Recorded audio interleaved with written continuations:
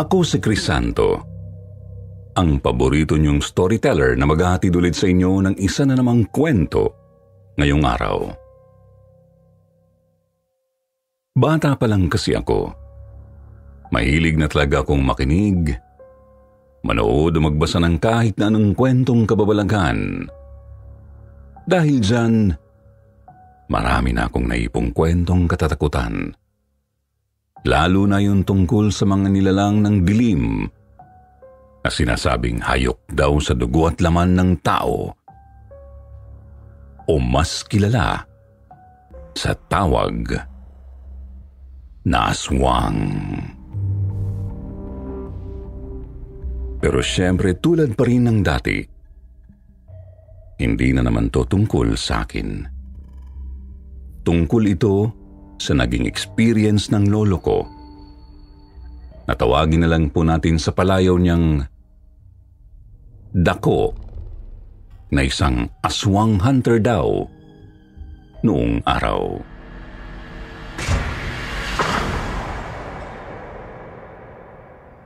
Simple lang daw ang buhay noon ng batang si Dako. Nakatira sila sa bukid dahil meron silang malawak na lupa noon sa probinsya nila sa Quezon Province na sinasaka ng tatay niya bilang kabuhayan ng pamilya nila. Pangatlo si Dako sa 5 magkakapatid at siya lang din ang nag-iisang lalaki. Hindi lang basta lalaki, dahil bata pa lang daw siya ay maton na ang dating niya. Malaki ang katawan at namana niya rin ang tangkad ng tatay niya. Kaya nga, Dako ang ipinalayaw sa kanya ng magulang at mga kapatid niya noon. Masaya naman daw ang pamilya nila. Hindi rin naman sila hirap sa buhay dahil nga noong araw daw, kapag magsasaka ka, ay mabubuhay ka ng maayos.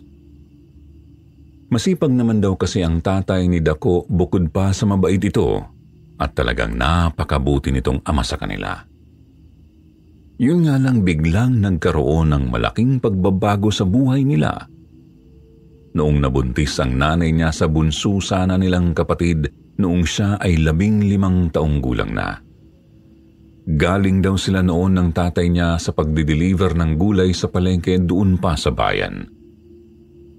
Madaling-madali pa man lang din silang umuwi dahil wala ngang kasama sa bahay ang nanay niyang 3 buwan ng buntis ng mga panahong yun, kundi ang 2 mas nakababata niyang kapatid na babae. 5 at 7 taong gulang. Hindi akalain ni Lolo Dako na ng mga panahong yun ay isang karumal-dumal na eksena ang mauuwian nila sa kanilang bahay. Tatay, bakit ho butas ang bumungan natin? Malayo pa raw si Lolo Dako ay tanaw na tanaw niya na ang malaking butas sa ibabaw ng tinitirhan nilang bahay sa gitna ng bukid. Tapos langhap na langhap daw nila yung umaalingaso na amoy ng nabubulok na laman na parang nanggagaling dun sa bahay nila. Natatandaan niya raw na napamura pa nga noon ang tatay niya bago nito tinakbo ang pauwi sa kanila. Nahuli raw sa pagsunod si Lolo Dako dahil bago pa siya makahakbang, ay isang napakalaking ibon daw na kulay itim ang nakita niyang lumabas mula sa malaking butas na yun ng bubungan nila. Pagkatapos ay mabilis itong lumipad palayo.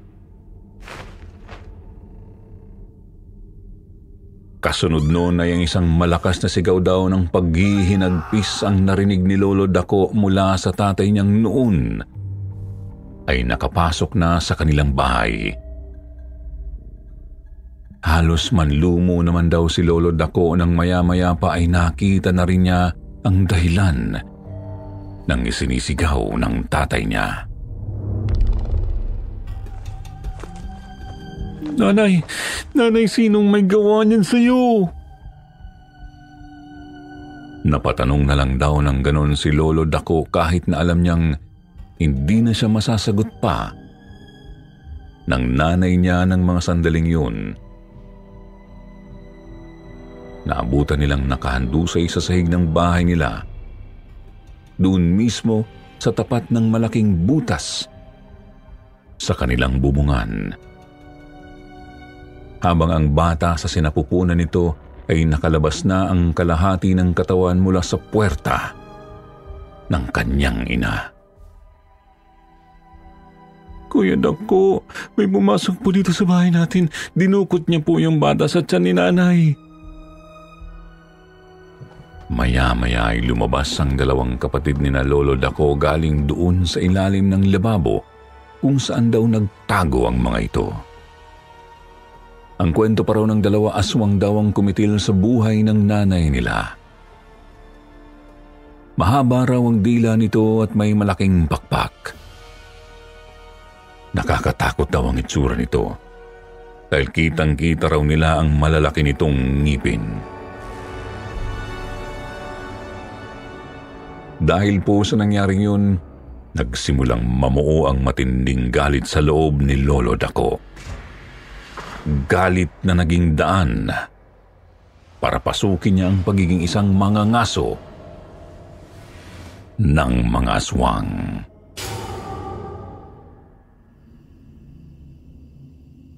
Nang tumuntong si Lolo Dako sa edad na 27, kilalang-kilala na raw sa lugar nila ang pangalang Dako.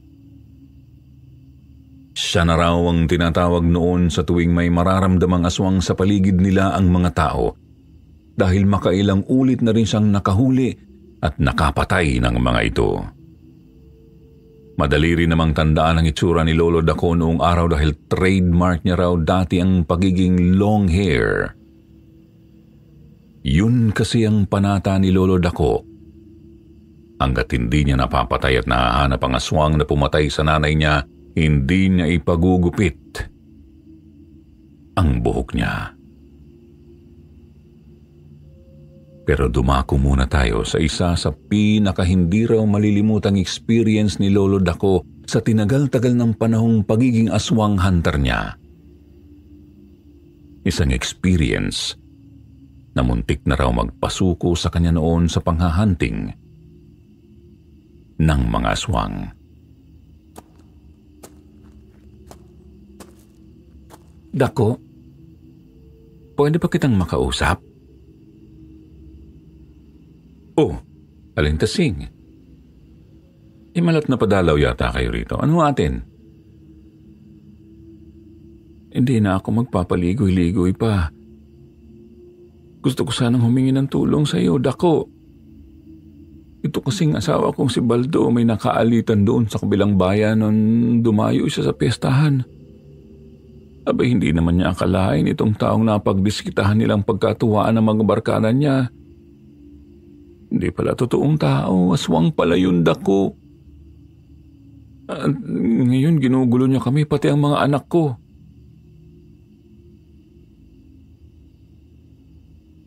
Medyo diskumpiyado raw si Lolo Dako na tulungan ang kapitbahay nilang si Aling Tasing noon at ang asawa nitong si Mang Baldo nang lumapit sa kanya ang mga ito.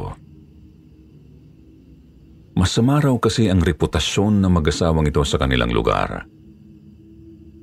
Isang tsismosa at isang basagulerong mahilig manghuthut at manghingi ng pera sa mga tindera sa palengke, kapalit ng hindi nito panggugulo sa kanila.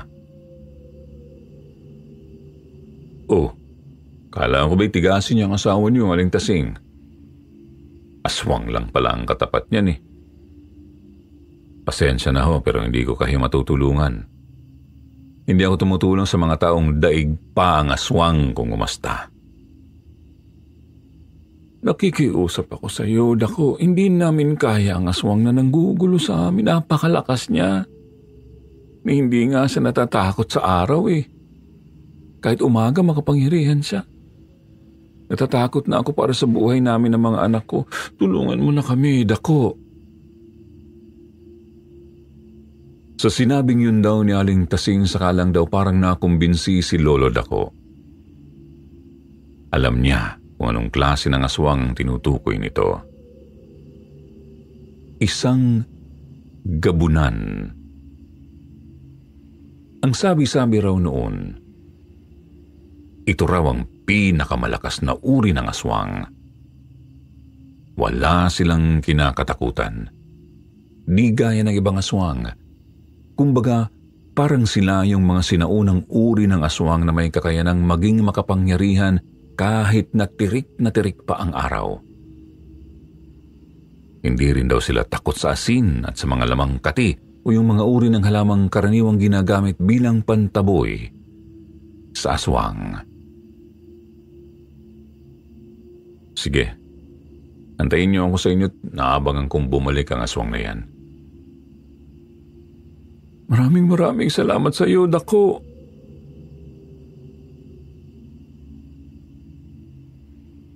Pinuntahan nga ni Lolo Dako sina Aling Tasing doon mismo sa bahay nila.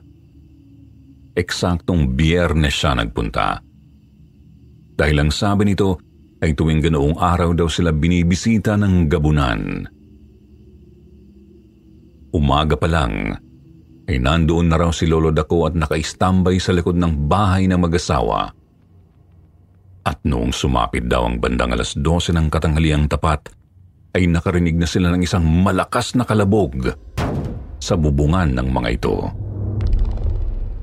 Pagkatapos noon bigla na lang daw umalingasaw ang napakasangsang at napakabahong amoy malansa sa buong kabahayan nila. Parang bigla rin daw kumulimlim. Parang pati ang panahon nakikisabay din sa takot na nararamdaman ngayon ng mag-asawang Tasing at Baldo. Dinig na dinig daw ni Lolo Dako noon ang angil ng nilalang na nandoon sa bubungan ni Aling Tasing. Tumatawa pa nga raw ito na parang demonyo. Para daw silang pinaglalaruan at hindi man lang ito natatakot na ipaalam na nandoon lang siya sa paligid nila. Nandiyan na siya, Dako.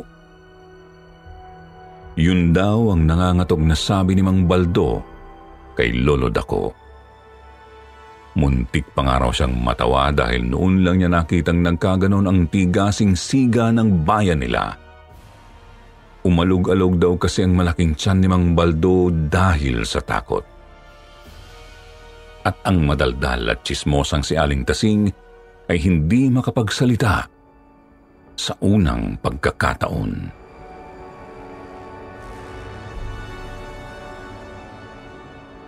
Lumabas si Lolo Dako ng bahay. Tinanaw niya yung bubong ni Aling Tasing at nakita niyang nakatayo raw doon ang isang matangkad na lalaki na mukha naman daw normal na tao kung hindi niya lang naaaninag na kulay pula ang mga mata nito. Nakakrus pa raw ang mga braso nito habang nakangiti at pinanonood mula sa bubungan yung nangangatog sa takot na mag-asawa. Ang sabi kasi ni Lolo Dako, tagusan daw talaga ang tingin ng gabunan. Ibig sabihin kahit anong harang ay hindi kayang takpan ang isang tao. Kung gugustuhin nila itong hanapin, maliban na lang umano kung ang mga ito ay magtatago sa simbahan. Hoy, gabunan! Ano bang kailangan mo sa mag-asawa at ayaw mong tigilan ng mga yan? Walang takot na tinawag daw ni Lolo Dako yung aswang na nakangisi naman daw siyang tinapunan ng tingin. Huwag kang makialam, iyo. Labas ka sa away namin ng damuhong Baldo na yan. Hindi naman yan lalaban sa iyo. Ano bang gusto mong mangyari? Ako haharap sa iyo. Pero lalo lang daw ang inisian ng aswang si Lolo Dako. Sa paraan pa lang daw ng pagngisi ng gabunan, medyo napaatras na agad si Lolo Dako. Lalo na nang sa isang kurap lang daw ay nakarating ito agad sa harap niya, gayong kanina ay nasa ibabaw pa ito ng bubungan. Huwag mo akong itulad sa mga aswang na napatay mo na, Dako. Hindi ako katulad nila. Parang demonyong sabi raw ng aswang noon kay Lolo Dako na dinagdagan pa raw nito ng mga katagang nagpakilabot sa kanya. Hindi mo ko kaya.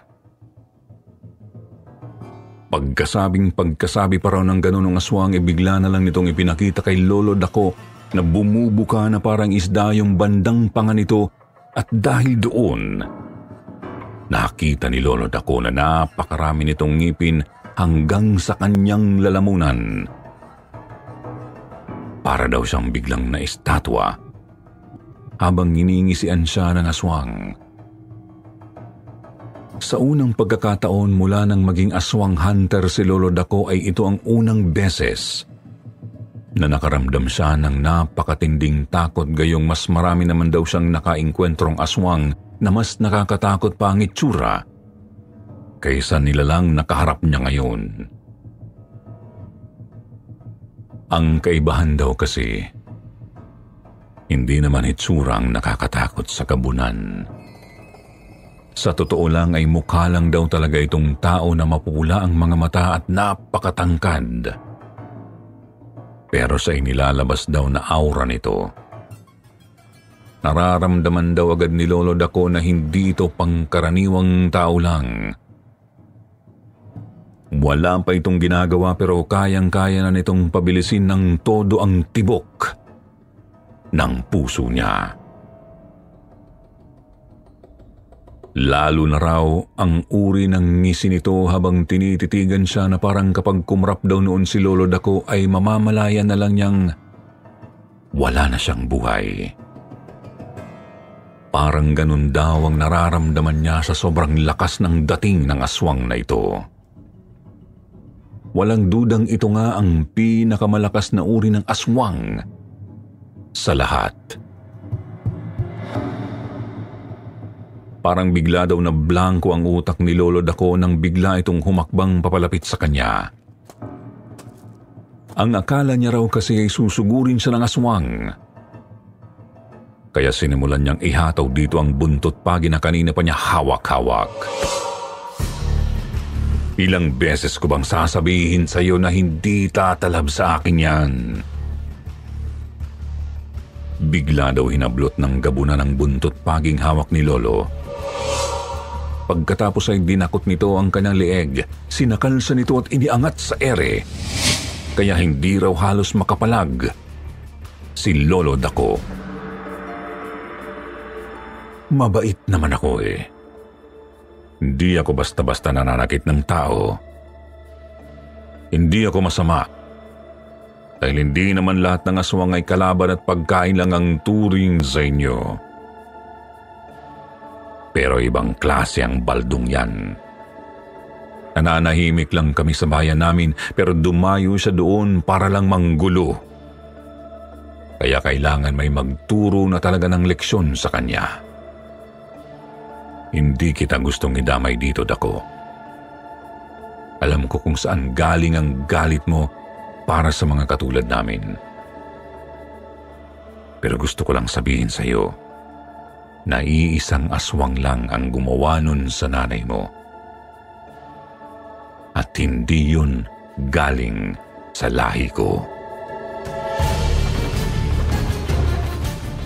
Bigla daw binitiwan ng aswang si Lolo Dako. Bumagsak siya sa lupa na tulala at naghahabol ng hininga. Pero hindi pa raw siya halos makakahuma noon nang bigla na naman siyang damputin ng gabunan at sa isang igla pa inilipad siya nito sa ere. Talagang nawalan daw ng ulirat si Lolo Dako nang makita niyang sobrang taas na nang nararating nila sa himpapawid sa pamamagitan lang ng malalakas na pagtalon ng gabunan. Nagising na lang daw siya nang tampal-tampalin nito ang mukha niya. Gusto mong makaganti, di ba?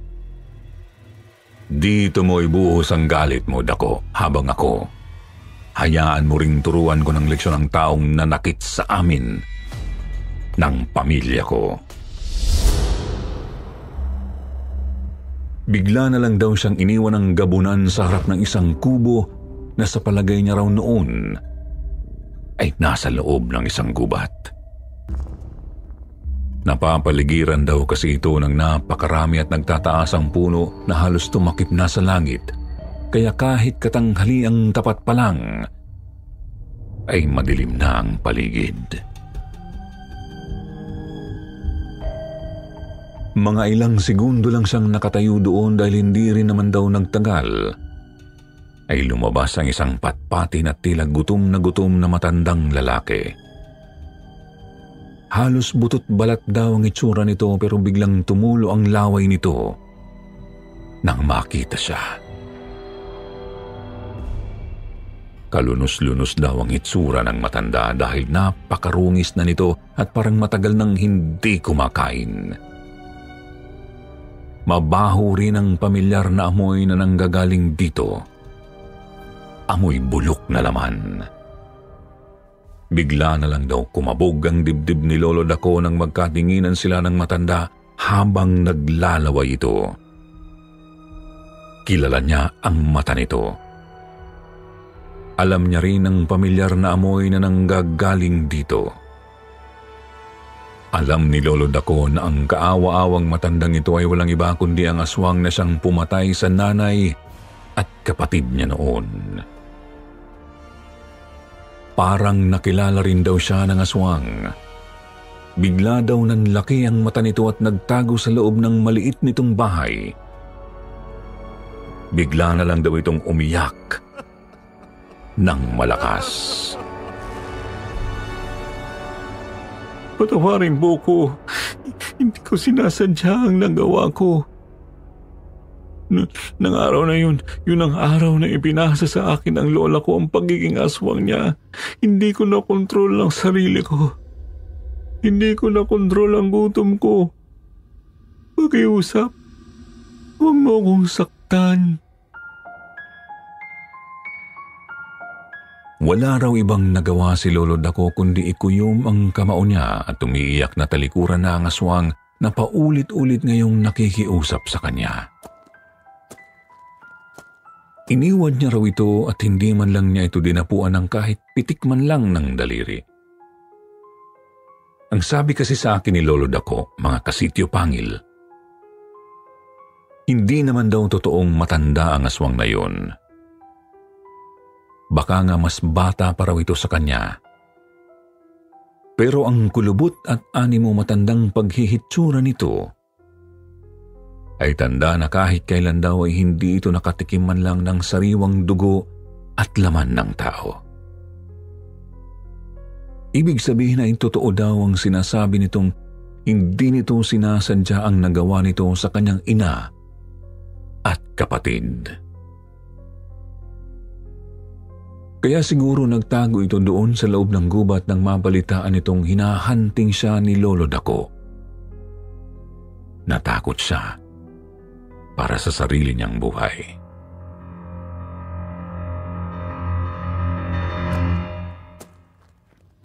Bumalik daw si Lolo Dako sa bahay ni Aling Tasing at nakita niyang tinatakot pa rin ang gabunan ng mag-asawa. Niyuyug-yug daw nito ang buong bahay ng dalawa. Pero bigla na lang daw itong huminto nang makita siya. Hindi mo sinaktan ang aswang na pumatay sa nanay mo? Bakit? Nakakunot daw ang noo ng gabunan. Nagtataka sa ginawa ni Lolo Dako. Tulad mo, alam kong hindi rin niya gustong manakit ng tao. Naiintindihan ko na ngayon na hindi niya sinasadya ang nagawa niya kay inay. Kaya pinapatawad ko na siya. Ilang minuto rin daw siyang tinitigan ng gabunan. Hanggang sa maya-maya ay nilapitan siya nito at tinapik nito ang kanyang balikat. Kung ganon, dapat siguro ay gayahin kita, bata. Hanga ako sa iyo, Dako. Pagkatapos ay bigla na lang daw lumundag ng pagkataas-taas ang gabunan. Hanggang sa isang iglap ay nawala ito sa paningin ni Lolo Dako.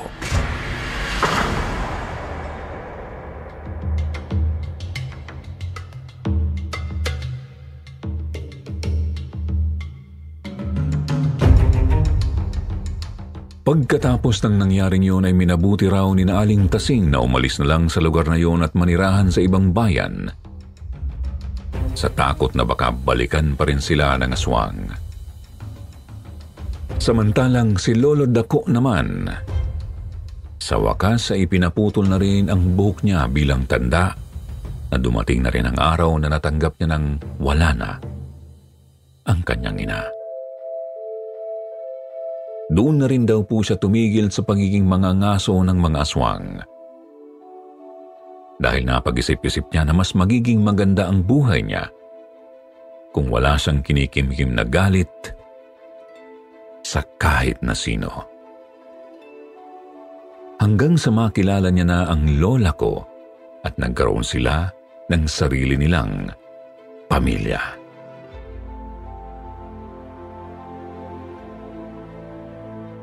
Pero ang astig na parte sa kwentong to mga kasityo pangil, ang sabi ni Lolo, naging kaibigan daw talaga niya yung gabunan. Naging kumpari pangaraw niya ito dahil kinuha niya itong ninong ni Papa. Hindi lang niya sinabi kung sino pero talagang hangang-hanga ako nang malaman ko to. Naalala ko nga matapos kong malaman to ay ipinagyabang ko pa nga sa mga kalaro ko. Anyway, sana ay nagustuhan niyo ulit ang kwentong to. Marami pa akong baon kaya kung gusto niyong magpadala ako ulit ng sulat dito, mag-comment lang ho kayo. Ako nga pala ulit si Crisanto. Isang simpleng taong mahilig mangolekta ng iba't ibang kwentong aswang na pwede ko rin namang ibahagi sa inyo. Sa ngayon ay dito ko natatapusin ang kwento ng inkwentro ni Lolo Dako sa aswang na gabunan. Maraming salamat sa pakikinig nyo. Hanggang sa susunod.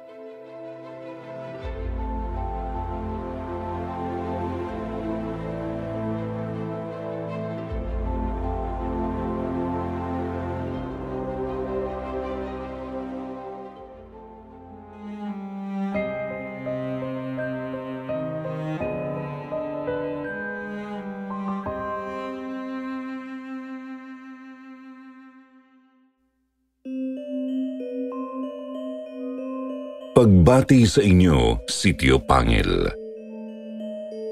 Heto na naman ang inyong lingkod, ang nag-iisang Crisanto, para sa isa na namang episode ng Crisanto Files na magbabahagi sa inyo ng panibago na namang kwento tungkol sa paborito nating paksa dito sa channel na ito. Gaya nga ng palagi kong sinasabi sa inyo, bata pa lang ako, mahilig na talaga akong makinig, manood o magbasa ng kahit na anong kwentong kababalaghan. Dahil dyan, marami na akong naipong kwentong katatakutan, lalo na yung tungkol sa mga nilalang ng dilim na sinasabing hayok daw sa dugo at laman ng tao o mas kilala sa tawag na aswang.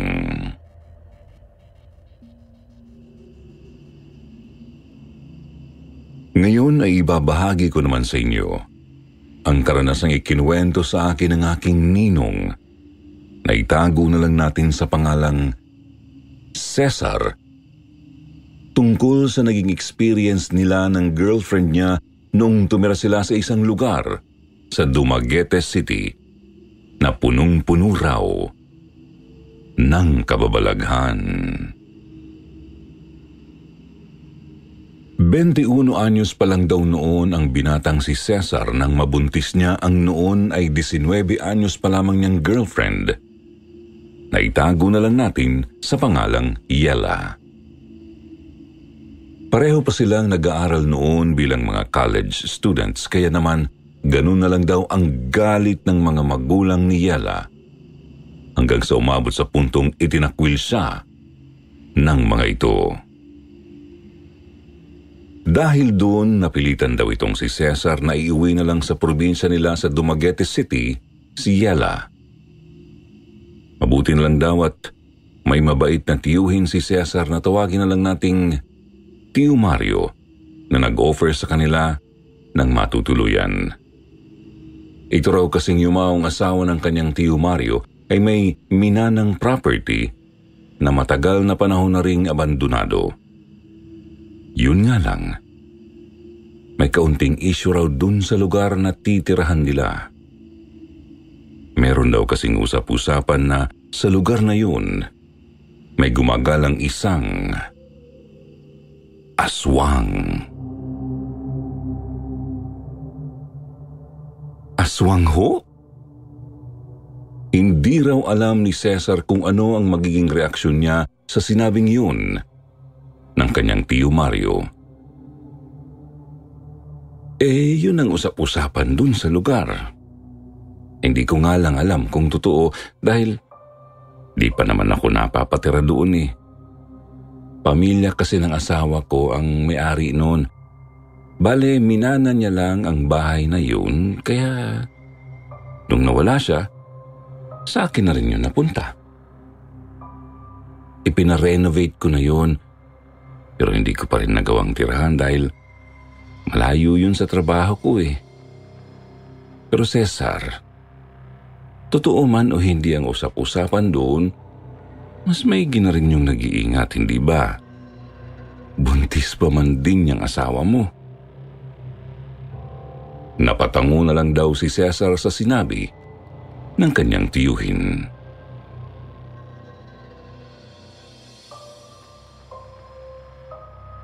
Hindi naman daw talaga naniniwala noon si Cesar pati na rin si Yela na totoo ang sinasabi sa kanila ni Tio Mario. Pero sinunod na lamang nila ang payo nito at umpisa pa lang ng pagtira nila doon ay naglagay na sila ng mga pangontra tulad ng bawang, asin at kalamansi na isinabit nila sa bawat bintana at pintuan ng bahay. Pero pagkalipas lang daw ng ilang araw, imbes na presensya ng aswang, ay iba naman ang naramdaman nila doon. Babaeng nakatayo sa tabi ng hagdanan? Napakunot daw ang noo ni Cesar nang sabihin sa kanya ni Yela isang umaga na may nakita itong babaeng nakatayo sa gilid ng hagdanan ng bahay noong nagdaang gabi. Mahal naman, baka guling-guling mo lang yun. Huwag mo ngang tinatakot masyado ang sarili mo. Alam mo namang buntis ka eh. Pero imbis na makinig, ay binatukan pa raw siya ni Yela. Ang sabi pa raw nito, buntis lang daw siya pero hindi sa bulag. Alam niya raw ang nakita niya kagabi. Baka raw may nagmumulto na sa bahay na yun dahil sa sobrang tagal nang walang nakatira dito. Ang totoo, ayaw lang daw talagang aminin ni Cesar noon. Pero simula nang tumira sila sa bahay na yun, ay kakaiba na rin talaga ang nararamdaman niya. Para daw kasing may ibang presensya silang kasama at animo lagi raw may nagmamasid sa kanila sa loob ng bahay na yun. Kala ko ba aswang ang meron sa lugar na to? Bakit minumulto yata kami? Nasabi pa nga raw ni Cesar noon sa kanyang sarili. Hindi lang talaga niya gustong takutin si Yela. Kaya pinagpipilitan niyang guni-guni lang nito ang nakikitang multo. Lalo na at ng mga panahong yon ay palagi niya itong maiiwang mag-isa sa bahay. Natanggap kasi si Cesar bilang helper sa isang hardware shop. Malapit lang din naman dun sa kanilang tinutuluyan. Isang dapit hapon, mga pasado 6:00 na raw nang umuwi si Cesar galing sa trabaho at naabutan niyang nakatanaw sa pintuan nila si Yela na parabang may sinisilip ito mula doon. "Oh, mahal, ano bang tinitingnan mo dyan at namumutla ka?" Hindi raw nakapagsalita si Yela. Nilingon lang daw nito si Cesar na parang takot na takot ang hitsura. Pagkatapos ay ngumuso ito sa labas. Nung sundan naman daw ni Cesar ng tingin ang itinuturo ng nobya,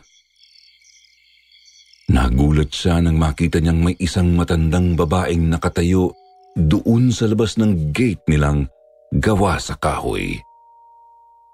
Tapos nakatitig ito sa bahay nila na parang may sinisipat. Bigla raw naalala ni Cesar yung sinasabi ni Tio Mario sa kanila tungkol sa umano'y gumagalang aswang sa lugar na yun. Kinabahan siya. Yung hitsura daw kasi ng matanda, nakakatakot din. Mahaba ang buhok na kulay puti na sa katandaan. Mahaba rin ang suot na bestida, tapos may hawak pang tungkod. Kasi medyo kurkubado na yung matanda. Ang ginawa raw ni Cesar noon, lumabas siya ulit ng bahay. Lalapitan niya sana yung matanda. Pero bigla na lang daw itong umalis nung makita siya. Psst! Psst! Kayo ba yung bagong lipat? Maya-maya may tumawag daw bigla kay Cesar mula dun sa kabilang bakuran. Isang medyo may edad ng lalaking may hawak na panabong na manok. "Ako nga pala si Amado. Kapitbahay niyo ko." "Ah, ganun ba? Ako naman po si Cesar." Tinanguan daw siya ni Amado. "Buntis ang asawa mo, no?" Napakunot ang noo ni Cesar sa tanong ng kapitbahay. Hindi pa naman kasi halata ang tiyan ni Yela noon dahil magdadalawang buwan pa lang itong buntis. Oo, Kuya Amado. Paano niyo hong nala? Mag-iingat kayo. Yung matandang babaeng nakatayo dyan sa labas ng gate nyo kanina, pinaghihinala ang aswang yun dito sa lugar namin. Kaya alam kong buntis ang asawa mo kasi ilang araw ko nang napapansing sa tapat ng bahay niyo umiistambay ang matandang yun. Kaya nga itong mga alaga kong manok puntodo kong bantayan eh. Mahirap na. Napatanaw pa raw si Cesar sa sandamakmak na kulungan ng manok sa harapan ng bahay ni Amado. Sabungero pala kasi ang kapitbahay nilang ito. Bukod pa sa ito na rin ang pinagkakakitaan niya. Akala ko chismis lang yung tungkol sa aswang. Meron pa pala niyan sa panahon ngayon. Hindi naman talaga basta mawawala yung mga aswang na yan eh. Natututo lang silang makibagay sa panahon kaya akala natin wala na sila. Natuto na rin kasi silang magtiis. Kaya nga mahirap kung makakakita sila ng oportunidad na umatake. Minsan, hindi na nila napipigilan ng sobrang pagkatakam nila sa paborito nilang pagkain. Lalo na kung matagal na silang hindi nakakatikim nito. Biglang natahimik si Cesar. Kinabahan siya para sa nobya at sa batang dinadala nito. Para tuloy ayaw niya na itong iwanan sa mga susunod na araw. Kung gusto mo, ako na ang bahala dyan sa asawa mo. Titingnan-tingnan ko na lang siya kapag wala ka. Baka kasi matulad din siya dun sa buntis na dating katiwala sa bahay na yan. Na isang araw, bigla na lang natagpo ang nakahandusay sa sahig. Diyan mismo. Sa mismong tabi ng hagdanan. Wak-wak ang tiyan. Halos maligo na sa sariling dugo at yung ipinagbubuntis niyang sanggol ay durog na at halos wala nang natirang parte ng katawan. Bigla raw nanlaki ang mata ni Cesar nang sabihin yun sa kanya ni Amado. Siyempre nagulat siya. Hindi niya alam ang tungkol dun dahil wala namang binanggit ang Tio Mario niya na may namatay na pala sa bahay na yun. Hindi mo ba alam yun? Sabagay, matagal na panahon na rin kasi ang nakalilipas buhat na mangyari yun eh. Narinig ko lang din yun na pinag-uusapan ng mga chismosa nung bagong lipat pa lang ako rito. Hindi rin naman gaanong kumalat ang balitang yun kasi wala namang kamag-anak yung babae. Dahil daw dun, lalong natakot si Cesar. Doon niya naisip na kaya pala may nagpaparamdam at nagpapakitang multo dun sa bahay na yun ay dahil may namatay nga dun na biktima pa ng aswang.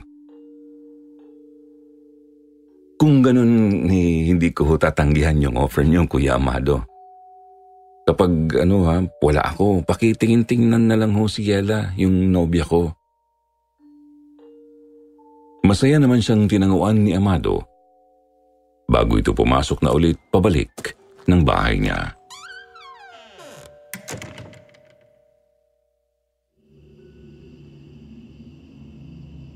Kinagabihan daw ng araw ding yun. Patulog na sina Cesar dahil kanina pa mahimbing ang tulog ni Yela. Nang bigla siyang makarinig ng malakas na kalampag sa kanilang bubungan. Para daw may napakalaking bagay na bumagsak doon. Napatayo daw agad si Cesar. Bumilis agad ang tibok ng dibdib niya dahil alam niyang hindi lang ordinaryong hayop o bagay ang may gawa ng ingay na yon. Aswang. May aswang sa bubong. Napabulong pa si Cesar sa sarili niya. Lalo pa nga niyang nakumpirma yun nang maya-maya pa pabaling-baling na si Yela sa higaan. Bigla itong nabalisa. Tagaktak daw ang pawis nito kahit na nakatutok naman sa kanila yung bentilador. Nakiramdam daw si Cesar sa paligid. Hawak-hawak niya yung buntot pagi na kasama sa inihanda nilang pangontra nung tumira sila sa bahay na yun. Itinabi niya raw yun sa higaan nilang mag-asawa. Kaya nakatulog na sila ng mahimbing.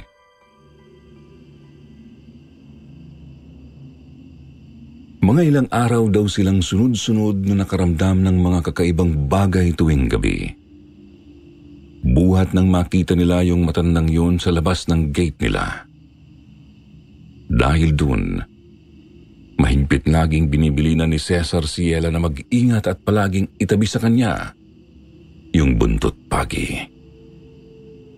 Samantala tinupad naman daw ng kapitbahay nilang si Amado ang sinabi nito.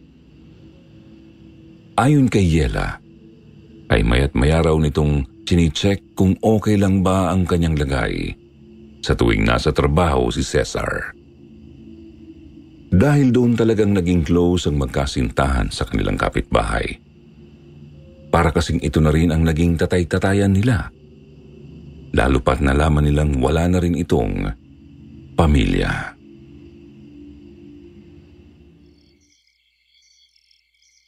Ikatlong linggo na simula nung una silang dalawin ng aswang. Naalimpungatan si Cesar sa kalagitnaan ng gabi dahil yumuyugyug daw yung papag na hinihigaan nila ni Yela. Nang magmulat siya ng mata, ganun na lang ang gulat niya nang ang bumungad sa kanya ay ang mukha ng isang babae na nasa ibabaw niya. Napabalikwas tuloy ng bangon si Cesar. Bigla na lang daw nawala yung babae sa harap niya at napunta doon sa paanan ng higaan nila. Nanginig daw siya sa takot dahil alam niyang gising na siya sa pagkakataong yun.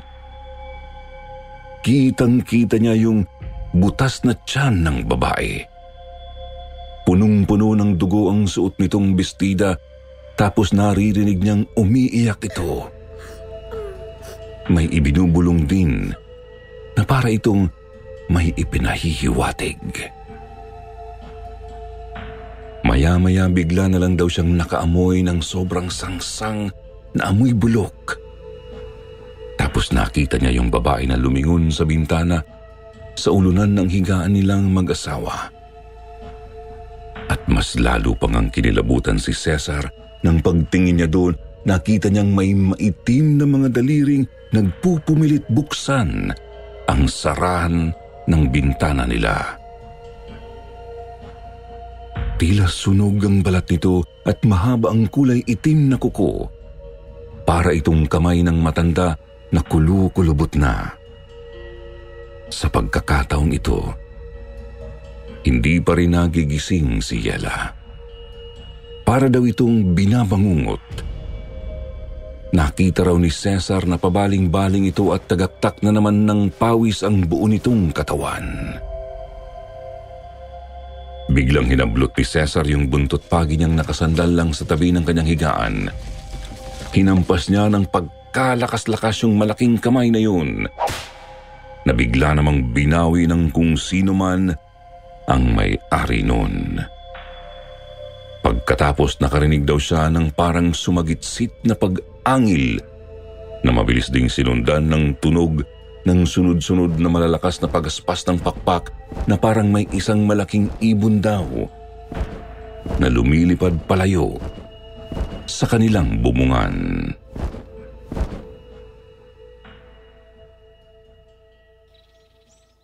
Hindi nakatulog si Cesar ng gabing yun. Gising na gising siya hanggang sa sumikat na yung araw. Dahil tuloy doon, hindi raw siya nakapasok sa trabaho. Hindi niya masabi kay Yela kung bakit siya napuyat, kaya wala itong kaalam-alam sa mga nangyayari. Siguro dahil bata pa si Yela ng mga panahong yun, kaya parang wala pa talaga itong muwang na inaaswang na pala siya. Nung kinatanghalian, nag-aya pa raw si Yela na maglinis na lang sila ng bahay. Mag-general cleaning daw sila. Tutal, ay ngayon lang naman nawalan ng pasok si Cesar buhat nang magkaroon ito ng trabaho.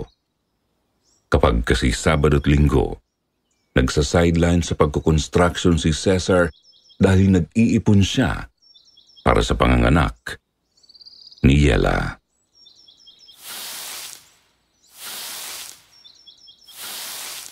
Nalinis na nila ang buong bahay. Isang parte na lang ang hindi nila nalilinisan at yun ay walang iba, kundi yung ilalim ng hagdanan na ginawang parang malaking cabinet nung ipinarenovate yun ng kanyang tiyo Mario. Kaya lang parang nagdalawang isip bigla si Cesar na linisin yun. Talagang natatakot siya kasi naaalala niya yung ikinwento sa kanya ni Amado na may natagpuan daw na bangkay sa parting yun. Pero para hindi maghinala si Yela, walang nagawa si Cesar kundi ang linisin na lang yung loob ng cabinet. Habang si Yela naman ang sa kusina. Wala naman daw yun kalaman-laman. Hindi rin kasi nila ito naisipang lagyan ng mga gamit nung lumipat sila. Dahil medyo maalikabok yung loob at wala pa silang oras na linisin yun noon. Pero nung habang inaalisan ni Cesar ng agiw yung loob ng cabinet, Nagulat siya kasi may nakita siyang isang parang makalumang notebook na may mantsa na yung pinaka-cover. Punit na rin ang ilang bahagi noon at kupas na halos yung mga nakasulat. Diary pala yun ng isang babaeng nagngangalang Carmencita. Hindi alam ni Cesar kung ano ang pumasok sa utak niya, pero bigla niya yung binuklat. Pero bigla siyang napatras nang bumungad sa kanya ang isang black and white na litrato ng dalawang babae. Isang dalaga at isang may edad na. Parang mag-ina. Pamilyar ang mukha ng mga ito. Medyo matagal niyang inisip kung saan ba niya nakita ang dalawang taong yun. Ganun na lang ang gulat ni Cesar nang maya-maya ay bigla niyang maalala kung saan nga ba. Yung matandang pinaghihinala ang aswang at yung babaeng multo sa bahay na to, mag-ina sila. Sa isang iglap, bigla daw lumitaw sa harap ni Cesar yung babaeng multo. Umiiyak na naman ito, pero sa pagkakataong yun ay tiniis ni Cesar ang takot. Inipon niya ang lahat ng lakas niya ng loob at tinanong ang multo.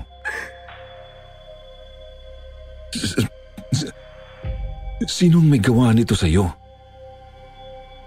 Bigla daw iniangat ng babaeng multo yung braso nito at itinuro yung malaking bintana sa salas nila, kung saan tanaw na tanaw nila ang manukan sa kabilang bakod. Nanlaki ang mata ni Cesar sa pahiwatig ng multo. Dali-dali niyang pinulot muli ang nabitawan niyang lumang notebook kanina at isa-isang binasa ang mga nakasulat doon. Hanggang sa doon na nga niya nakumpirma kung sino ba ang tunay na aswang sa lugar na yun. Si Amado! Si Amado ang aswang! Narinig ni Yela sa pagkakataong yun ang hiyaw ni Cesar. Takang-taka ito at tinanong siya kung ano raw bang nangyayari sa kanya. Doon na raw inamin ni Cesar ang lahat at sobrang takot daw ni Yela pagkatapos, lalo na nang sabihin ni Cesar ang nabasa niya sa diary ni Carmencita na talaga raw munang kinukuha ni Amado ang loob ng kanyang biktima bago niya ito atakihin. Magaling daw itong makibagay sa mga tao para hindi agad siya mapaghinalaan. Matagal na panahon na daw kasing puro manok lang ang kinakain ito, kaya takam na takam ito sa tao, lalong-lalo na sa sanggol na nasa sinapupunan pa lang.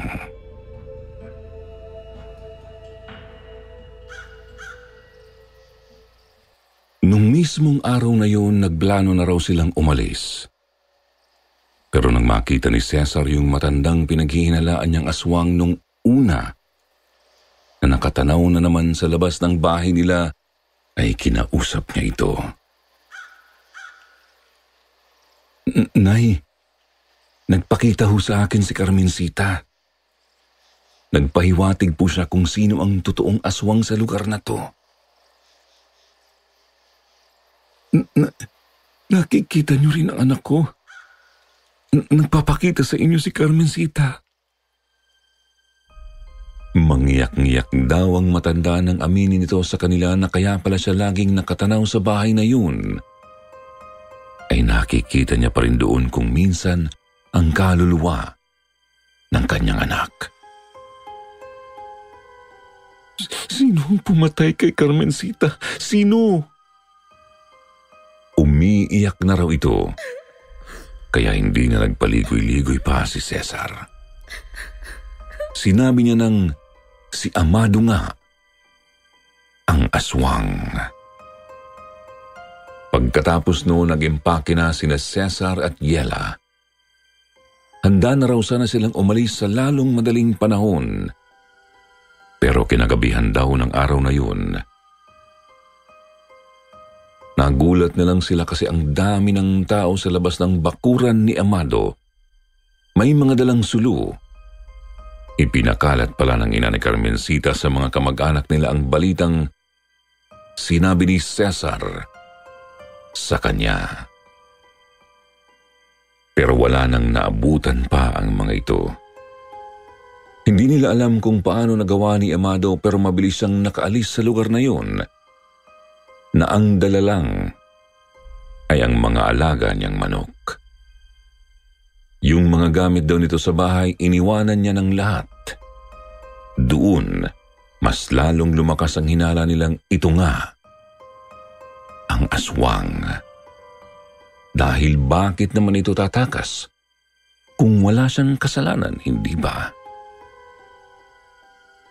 Pero kahit na wala na doon ang aswang, pinili pa rin daw ni Ninong Cesar noon na umalis pa rin sa lugar na yon at maghanap ng ibang matutuluyan. Tinulungan na lang daw sila ng kanyang tiyo Mario na maghanap ng mauupahan. Matapos niyang ikwento dito ang na-experience nila sa bahay na yon. Pagkatapos nun, ibinenta na raw ni tiyo Mario yung property na yon at ang muling balita raw ni Ninong Cesar ay pinatayuan na yon ng isang kainan noong maging civilized na ang lugar.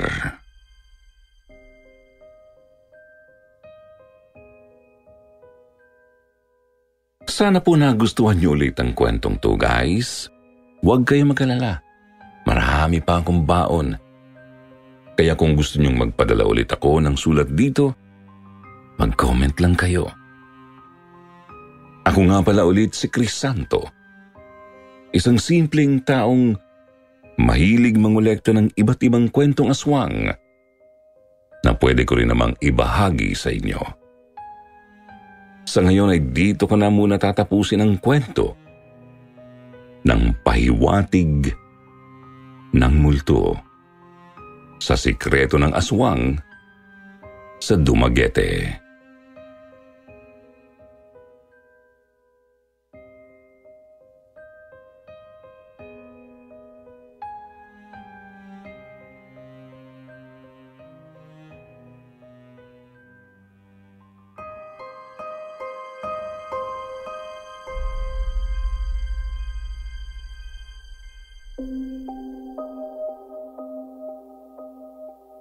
Magandang araw sa lahat ng masusugid na tagapakinig ng Sityo Pangil. Pati na rin sa mga bago pa lamang bumibisita sa channel na ito. Ako nga pala ito si Chris Santo at narito na naman ako para maghatid ng isa na namang panibagong kwentong siguradong magbibigay sa inyo ng panibagong perspektibo pagdating sa mga kwentong kababalaghan, lalong-lalo na sa mga nilalang na tinatawag na aswang.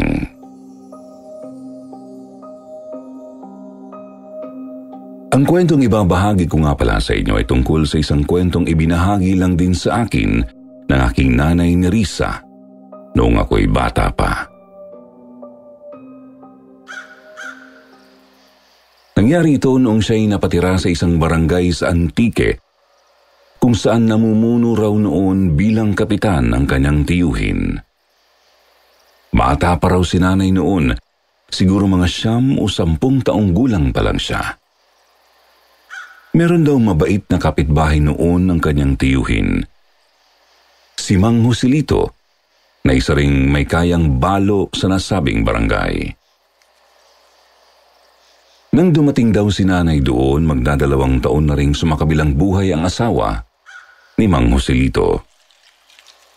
Namatay ito nang suwagin ng sariling alaga nilang kalabaw na siyang katukatulong nila sa pag-aararo sa kanilang malawak na palayan. Dahil doon marami daw sa kanilang mga kabarangay ang naaawa dito, lalo pat ito raw ang isa sa pinakamabait na tao sa kanilang lugar. Wala rin daw kasing anak si Mang Joselito dahil baog ang asawa nito.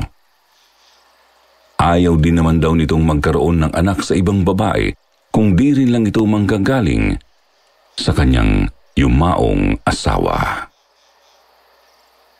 Katwiran pangaraw ni Mang Joselito noon ay mas mabuting mag-ampon na lang siya ng batang hindi niya kadugo kaysa maghanap siya ng babaeng papalit sa kanyang mahal na misis. Hanggang sa dumating ang araw na parang nagkatotoo nga ito, ng isang araw ay bigla na lang may iniuwing paslit si Mang Joselito sa sarili niyang bahay. Patpatin at marungis ang nasabing paslit dahil ilang araw na rin pala itong pagala-gala sa kanilang barangay. Bago pa ito makita ni Mang Joselito na nangangalkal ng pagkain sa basurahan. Joselito? Joselito, sikap to. Pwede ba kitang makausap? O Kap, kayo pala. Pasok ko kayo, ano pong balita?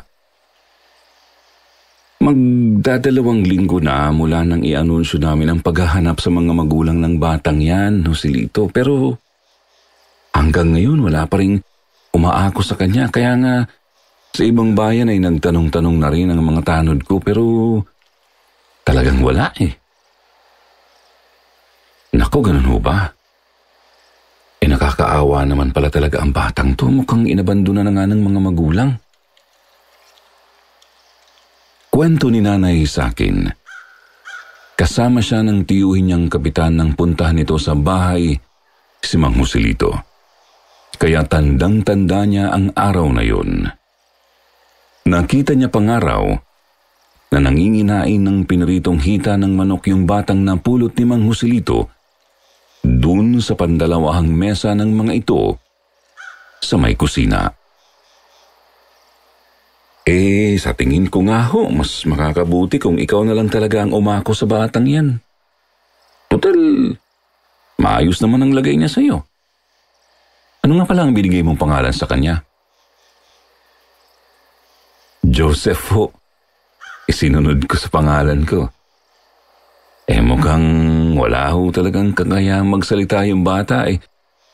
Pipi nga ho yata talaga siya. Pero hindi naman siya bingi kasi tumatango at umiiling naman siya kapag kinakausap ko. Ayun nga ho siya kumakain. Aba, malakas palang kumain ng manok ano? Oo, pero kapag gulay ang ulam, ayaw. Abay, pareho pala sila nitong pamangking kong si Nerissa eh. Mukhang magkakasundo ang dalawang yan. Nagkatawanan pa raw noon si Mang Joselito at ang kanyang tiyuhin nang makita nila kung paano ngasabin nung batang si Joseph ang kinakain nito.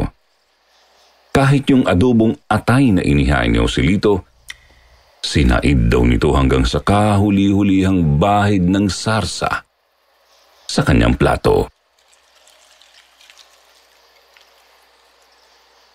Ang sabi pa ni nanay, halatang halata raw ang saya sa mukha ni Mang Joselito ng mga sandaling yun. Mukha raw talagang sabik ito sa bata. Yun nga lang, itong si nanay, umpisa pa lang daw ay parang kakaiba na ang nararamdaman niya kay Joseph. Hindi niya raw alam noon kung bakit pero kapag tatapunan daw siya nito ng tingin, ay parang bigla siyang natatakot. Parang may kakaiba raw sa mata ni Joseph, pati na rin sa paraan nito ng pagtitig. Pailalim daw kasi kung tumingin ito. Pagkatapos kapag sinalubong mo, bigla raw itong umiiwas na parang hindi nito kayang makipagtitigan ng mata sa mata. Simula daw ng araw na yon, hindi na ulit sumama pa si nanay sa bahay ni Mang Joselito. Hanggat maaari daw ay iniiwasan niyang makita si Joseph o kahit ang mapadaan man lang sa harap ng bahay na tinitira nito, lalo na kapag gabi. Talagang nakakaramdam daw kasi siya ng takot na hindi rin naman daw nagtagal ay nagkaroon ng basihan. Dahil ilang linggo lang daw noon ang nakalipas, ay bigla na lang napabalitang sa kanilang lugar daw ay may gumagalang aswang. Hanggang isang gabi, Kapitan! Kapitan! Si Joselito po ito. Pati raw si nanay noon nagising mula sa kanyang pagkakahimbing dahil sa lakas ng mga katok at pagtawag ni Mang Joselito sa labas ng bahay ng kanyang tiyuhin. Dahil doon ipupungas-pungas pa raw siyang sumilip mula doon sa pintuan ng kwartong tinutulugan niya habang nakasandal siya sa hamba ng pinto. Oh, Joselito, may nangyari ba? Pasado 12:00 na ng hating gabi ah. Pasensya na ho kayo, Kapitan. May gusto lang ho kasi sana akong ihingi ng tulong sa inyo tungkol dun sa anak kong si Joseph. Wala na ho akong ibang malapitan kundi kayo eh. Oh, bakit? Paano bata ho Joselito? Kasi Kap, hindi ko alam kung paano ko ay maipapaliwanag eh. Ang totoo ho, ngayon ko lang din talaga nakumpirma ang ilang araw ko nang hinala tungkol dun sa bata. Nakita ko kasi ng harap-harapan eh. Nakita raw ni nanay na kumunot pa ang noo ng tiyuhin niya. Nagtaka siya sa sinasabi ni Mang Joselito. Ano? Hindi kita maintindihan, Joselito. Anong nakita mo? Anong nakumpirma mo? Mga ilang segundo raw muna ang nakalipas bago sumagot si Mang Joselito. Humugot at bumuga muna ito ng ilang malalim na paghinga. Saka raw siya muling nagsalita. Kapitan, si Joseph ho, sa palagay ko, isa siyang aswang. Napakahina raw ng pagkakasabi noon ni Mang Joselito. Pero sapat na yun para marinig yun ni nanay. Kahit daw ang tiyuhin niyang kapitan nagulat sa nalaman, hindi pa nga raw ito makapaniwala nung una. Kap, nahuli ko siya kagabi na punong-puno ng dugo ang damit. Galing ho siya sa labas. Siya ho ang kumain sa mga alagang kambing ni Mang Berto na nakitang wakwak ang tiyan kaninang umaga dun sa palayan. Ngayon ho, nakita na naman ng dalawa mismong mga mata ko na bigla siyang nagpalit ng anyo bago siya lumipad palayo.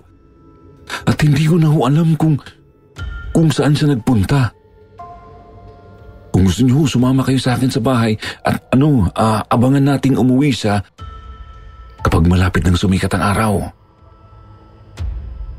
Kahit medyo diskumpiyado raw noon ang kapitan dahil sa iniisip nitong nasisiraan na ng bait si Mang Joselito, minabuti na lang daw nitong sundin ang gusto ng mabait nilang kapitbahay. Doon nga ito nagpalipas ng gabi. Kinilabutan na raw si nanay nung umuwi ang tiyuhin niya na tulala. Bakas din daw ang takot sa mukha nito at kitang-kita niyang halos ayaw nang humupa ng pangingilabot ng mga nakataas nitong balahibo. Tinanong daw nila ito kung anong nangyari, pero iba ang isinagot nito sa kanila. Mula ngayon, wag na kayong lalabas pagsapit ng 5:00 ng hapon. Ganon din sa tanghaling tapat, lalo na kung walang ibang tao sa labas, ha? Talagang natakot daw si nanay sa sinabing yun ng tiyuhin niya. Pero hindi maalis sa kanya na ma-curious kung ano ho ba talaga ang totoo tungkol sa pagkatao ng batang inampon ni Mang Joselito. Hindi pa rin daw kasi pinaalis ni Mang Joselito si Joseph sa kanyang puder. Pagkatapos noon, mas minahal pa nga raw nito yung bata at nakikita yun mismo ni nanay.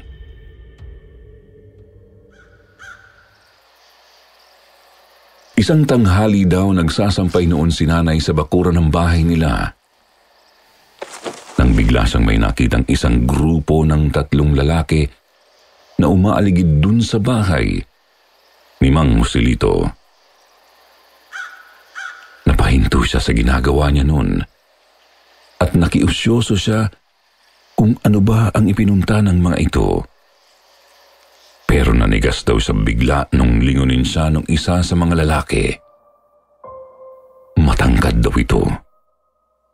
Malaki ang katawan, tapos yung mata nito, katulad ng kay Joseph, nanlilisik. "Elisa, pumasok ka nga rito sa loob." Bigla na lang daw niyang narinig na sinigawan siya ng tiyuhin niya, kaya dali-dali siyang pumasok sa bahay nila. Nakita niya naman daw mula sa bintana yung 3 na parang nagkaayaan nang umalis. "Bumalik na lang tayo mamayang gabi." Narinig pa nga raw niyang sinabi nung isa sa mga ito. Nang lingunin niya naman ang tiyuhin niyang kapitan na nakasilip din dun sa bintana, nakita niyang parang pinagpapawisan daw ito. Bakas na naman ang takot sa mukha, kaya hindi niya na napigilan pang magtanong kung sino ba ang mga yun. "Mas magandang wala kang alam.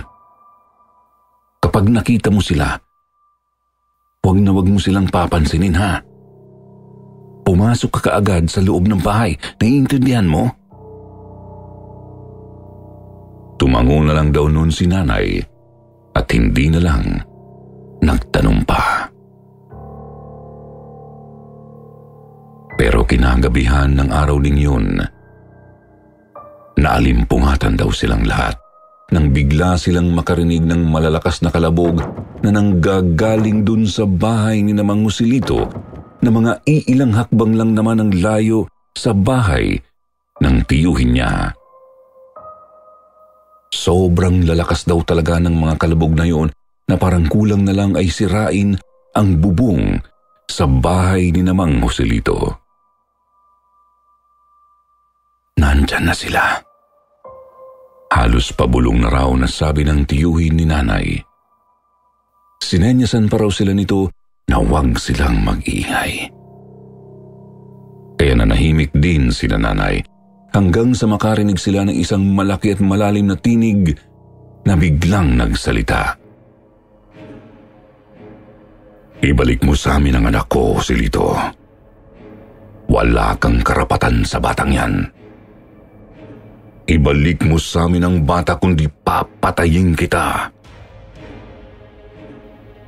Nakakapangilabot daw ang boses na yun, sabi pa sa akin ni nanay. Garalgal daw yun at nakakatakot, parang boses ng halimaw.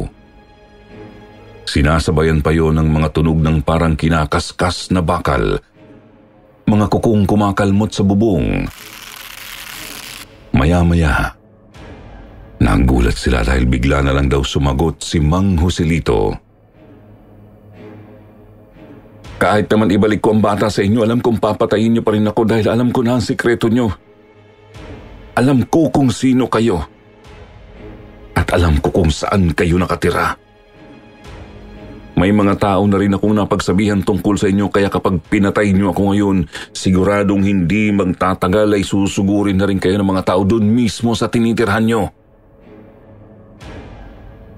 Lalo raw nang wala yung mga aswang na nasa bubong ni Mang Joselito. Naririnig pa nga raw nila na parang may pumipilas na sa yero nito. Kaunti na lang ay papasukin na siya ng aswang, kahit na ang totoo ay labag yun sa batas ng kanilang lahi.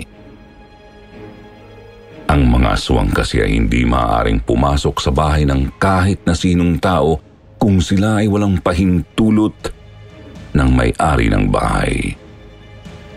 Yun nga lang, may ilang aswang daw talagang sinusuway ang utos na ito, lalo na sa oras ng kagipitan.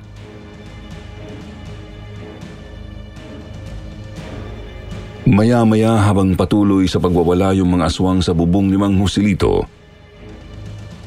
bigla naman daw narinig ni nanay noon ang maliit na boses ni Joseph na bigla na lang naghihiyaw.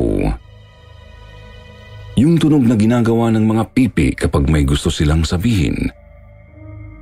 Ganun na ganun daw ang narinig nila nanay.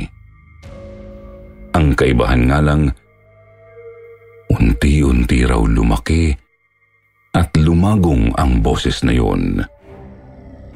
Unti-unti ring gumaralgal hanggang sa maya-maya para na silang nakikinig ng huni ng nagwawalang hyena. Lalo raw dumami ang mga kalabog, mga ungol at mga pag-angil na nagmumula sa bubong ni Mang Joselito. Parang may mga nag-aaway daw na malalaking pusa noon. Wala raw lakas ng loob si nanay o kahit sino man sa loob ng bahay nila na silipin kung ano ba talaga ang nangyayari sa labas. Anak, hindi tayo dapat nagkakasakitan. Hindi mo dapat kami kinakalaban. Sumama ka na sa amin ulit, anak.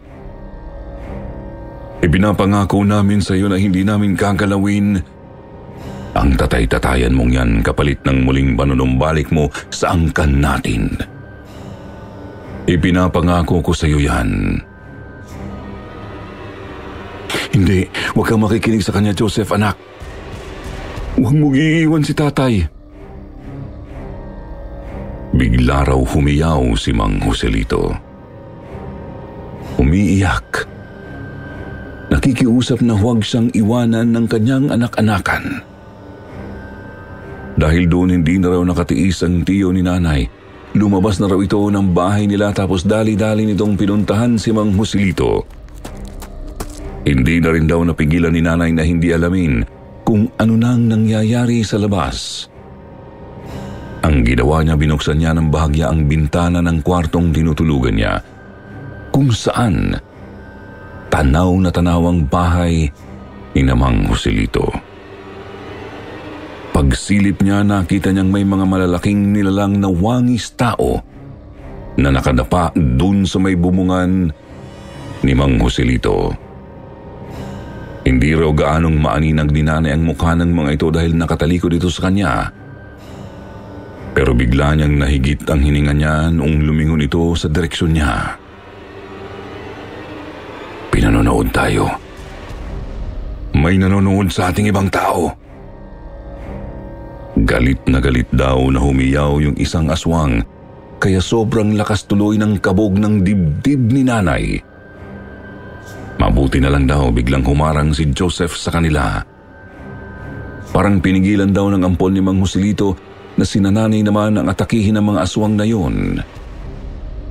Umalis na si nanay sa pagkakasilip sa bintana dahil hindi na raw niya kaya pa yung takot. Parang nagsisi pa nga raw siyang sumilip sa dun sa bintana. Nakinig na lang daw siya ulit sa mga susunod na mangyayari.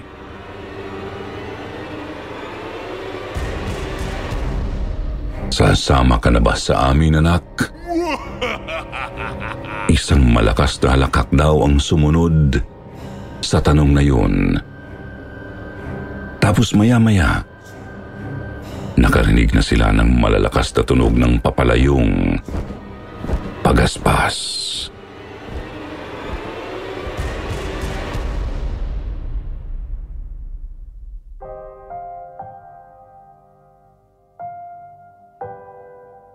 Joseph, anak ko!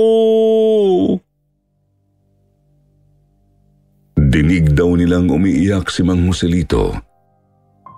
Maya-maya akay-akay na ito ng tiyo ni nanay papunta sa bahay nila.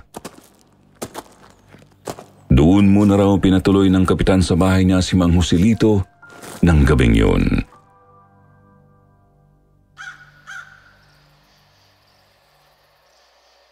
Kinabukasan nagulat na lang daw si nanay dahil pagkagising niya pa lang ay nakaimpake na ang mga gamit niya. Ganon din ang kanyang tiyahin at mga pinsan. Arisa, pasensya ka na pero kailangan nyo na munang umuwi ulit sa inyo ha. Hindi na kayo ligtas dito eh. Kinausap daw si nanay ng kanyang tiyuhin. Tinanong niya naman daw kung bakit. Ni Risa, alam na ng mga aswang na kilala natin sila. Hindi ba't nakita mo ang anyong tao nila nung isang araw? Sigurado akong natatandaan na nila ang amoy mo. Kaya alam nilang sinilip mo sila kagabi sa bintana. Kinilabutan daw si nanay noon. Hindi na lang daw tuloy siya nagtanong pa ulit at sumunod na lang sa kanyang tiyuhin. Agad-agad ay lumuwas sila noon ng Bulacan. Pero siyempre, nag-aalala sila dahil naiwan doon sa Antique ang kanyang tiyuhin. Hindi naman daw kasi nito pwedeng iwanan ang barangay nila lalo't siya nga ang namumuno doon ng mga panahong yun. Mga ilang araw din daw na nag-aalala si nanay noon sa kanyang tiyuhin. Antay sila ng antay ng balita tungkol dito. Nang mga panahong yun kasi ay landline pa raw ang usong ginagamit ng mga tao para lang makatawag. Sa bibihira lang naman daw ang may ganun sa probinsya. Mabuti na lang at pagkalipas pa raw ng 1 linggo, bigla na lang sumunod sa kanila ang kanyang tiyuhin at umuwi ng Bulacan. Hindi kami pinatatahimik ng mga aswang. Ginagambala nila kami ni Joselito tuwing gabi. Gusto nila kaming patayin. Kaya napagpasyahan namin ni Joselito na umalis na lang muna doon. Kahit nga 1 buwan lang. Eksaktong 1 buwan nga ang nakalipas bago bumalik ang tiyuhin ni nanay sa Antique. Hindi muna isinama ang pamilya niya pabalik dahil sisiguraduhin daw muna nitong safe na ang lahat doon. Pagkalipas naman ng 1 linggo, pinabalik na rin daw ng tiyuhin ni nanay ang kanyang tiyahin at mga pinsan.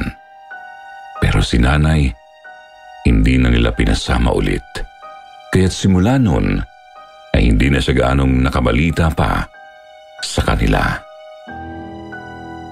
Ang alam lang daw ni nanay, sa wakas ay tinigilan na ng aswang sina Mang Joselito pati na rin ang pamilya ng kanyang tiyuhin.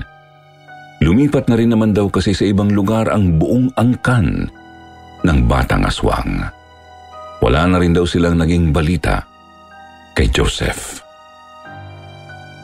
Pero ang sabi, may naging usap-usapan daw sa barangay na yun na hindi naman daw totoong nawalan ng komunikasyon si Mang Joselito at ang anak-anakan nitong si Joseph. Ang totoo raw ay palihim pa rin na dinadalo ni Joseph ang kanyang tatay-tatayan na itinuring niya ng tunay na kapamilya dahil sa pag-aalaga at pagmamahal na ipinaramdam nito sa kanya. Hindi na rin daw kasi talaga nag-asawa ulit si Mang Joselito. Hindi na rin ito bumuo ng sariling pamilya. Kaya lalong tumindi ang hinala ng mga tao na nakakausap pa rin ito ang kanyang pinakamamahal na anak-anakang aswang.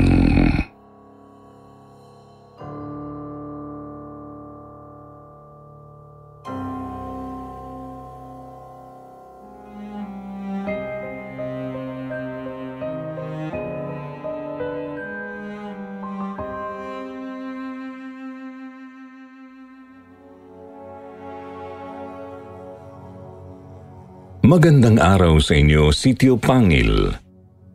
Nandito na naman akong muli, ang lingkod nyo na si Crisanto.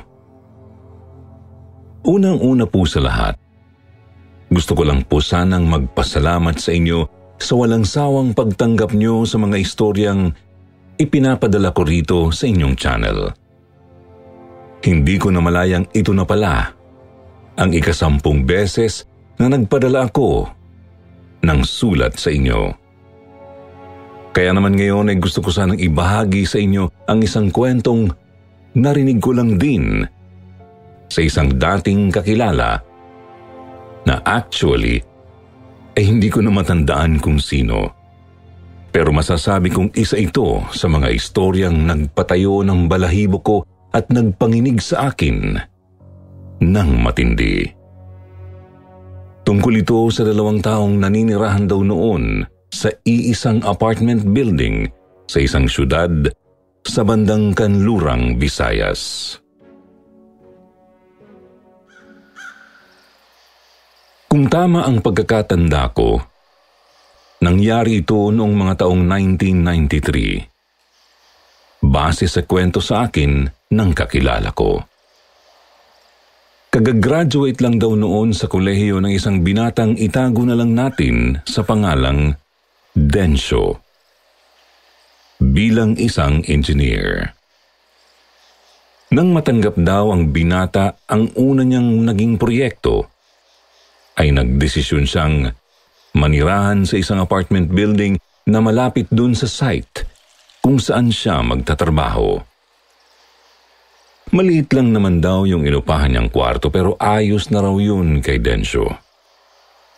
Meron naman daw kasing sariling banyo, tapos may maliit ding kusina na pwede niyang paglutuan ng pagkain. Sapat na yun para sa panandalian niyang pananatili doon. Wala pa raw isang linggong naninirahan doon si Densyo ay may lumipat namang isang babae sa katabi niyang unit. Napansin agad ni Densyo yung babae dahil ubod daw ito ng ganda. Ito raw yung klase ng babaeng lilingunin mo talaga kapag napadaan ito sa harap mo. Kahit na simple lang at wala naman itong kaarte-arte sa katawan. Aurora daw ang pangalan nito. Narinig kasi ni Densyo na tinawag ito nung landlady nila. Ang kaso mukhang mahiyain daw itong si Aurora. Bihirang-bihira lang daw kasi itong lumabas ng unit niya pagkatapos ay palagi pa itong nakayuko. Ilag na ilag din ito sa ibang tao na parang may kung ano itong itinatago. Ipinagkibit balikat lang daw ni Densyo yun dahil kahit na nagagandahan siya dun sa dalaga, ay wala naman siyang balak na makipagkilala rito. Trabaho ang ipinunta niya doon. Isa pa may naiwan siyang nobya doon sa lugar nila. Kaya dapat ay magpakatino siya. Yun ang palagi niyang paalala sa kanyang sarili. Pero napakahirap daw para kay Densyo na iwasan ang dalaga at hindi ito isipin. Lalo na tuwing gabi. Ilang araw pa lang daw noon mula nang maging kapitbahay niya ang dalaga nang magsimula siyang makarinig ng kakaiba at tila kakatuwang mga tunog na nanggagaling mula sa unit nito tuwing sasapit ang hating gabi. Mga tunog na halos bumubuhay at nagpapainit sa mga kalamnan ni Densyo kahit na anong iwas niya. Langya naman tong babaeng to. Akala mo kung sinong matino at mahiyain kapag lumalabas ng bahay. Pero nasa loob naman pala ang kulo. Napahilamos pa sa mukha si Densyo habang patuloy niyang naririnig ang impit at tila ng aakit na mga ungol ni Aurora na para bang may ginagawa itong kababalaghan sa sariling katawan. Manipis lang kasi ang pader na naghihiwalay sa mga tinutuluyan nila. Kaya dinig na dinig niya talaga ang mga ingay na ginagawa ng bago niyang kapitbahay. Wala tuloy siyang nagawa kundi ang magtakip na lang ng unan sa sariling tenga para hindi na lang ito marinig.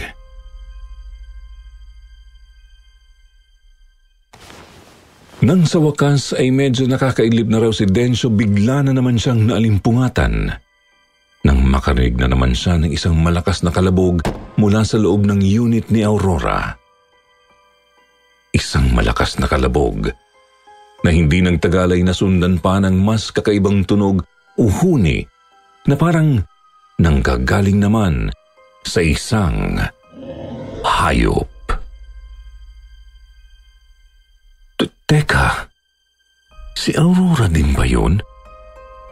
Parang hindi na yata tao ang gumagawa ng ingay na yun ha. Napakunot ang noo ni Dencio. Bumangon siya mula sa pagkakahiga sa papag na pinatukan niya ng kutsyon para mas pakinggan pang maigi yung ingay sa kabilang unit. Idinikit pa niya ang tenga niya sa pader. Lalo lang daw lumakas ang mga ungol ni Aurora, mga daing nito na parabang hindi na nasisiyahan sa kung anumang ginagawa niya. Para daw kasing umiiyak na ito, nasasaktan, kaya lalong nagtataka si Dencio. May kasama ba si Aurora doon sa loob? Bukod kasi sa ingay na nanggagaling kay Aurora, patuloy pa rin naririnig ni Dencio yung mga tila gumagaralgal na alulong na sinasabayan pa ng malalakas na kalabog na hindi niya naman malaman kung nanggagaling ba sa loob ng unit ni Aurora o sa labas ng building nila. Pero parang nakakapagtaka naman yata kung sa labas galing yung ingay na yun. Nasa ikalawang palapag tong unit namin, di ba? Muli ay napahilamos na lang si Dencio sa sariling mukha sa sobrang sipayo. Ibinagsak na lang ulit niya ang sarili sa higaan at pinilit na matulog sa kabila ng ingay.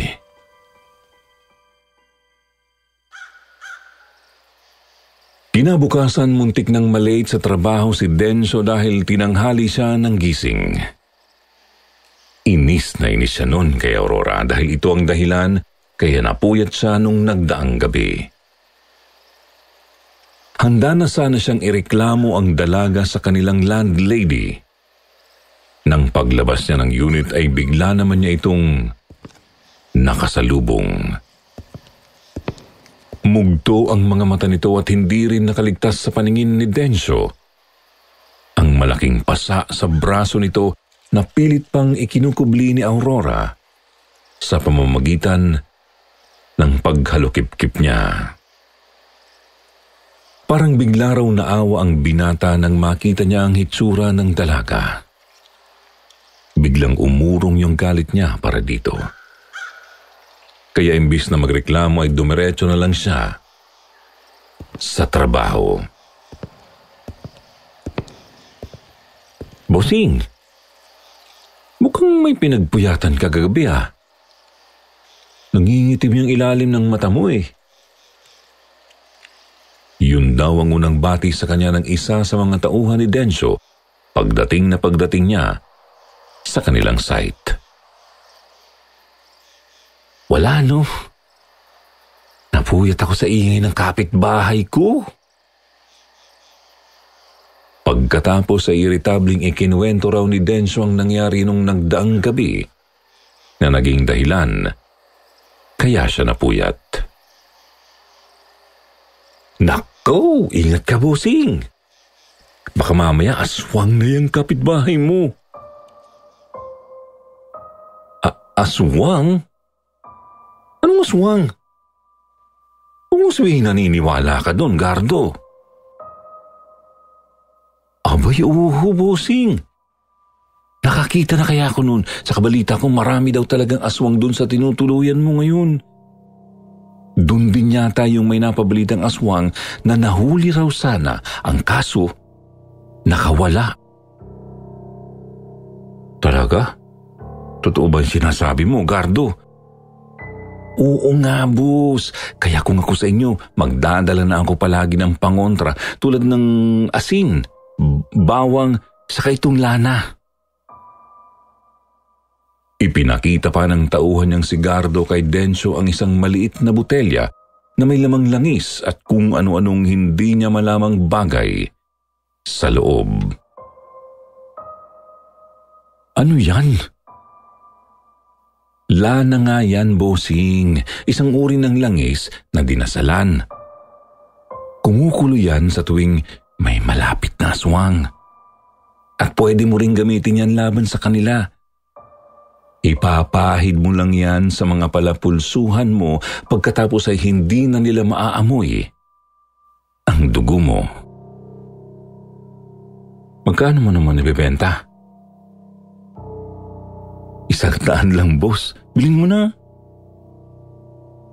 Napailing na lang daw si Densyo nang makitang ang lapad ng ngiti ni Gardo habang bumubunod siya ng pera sa wallet niya.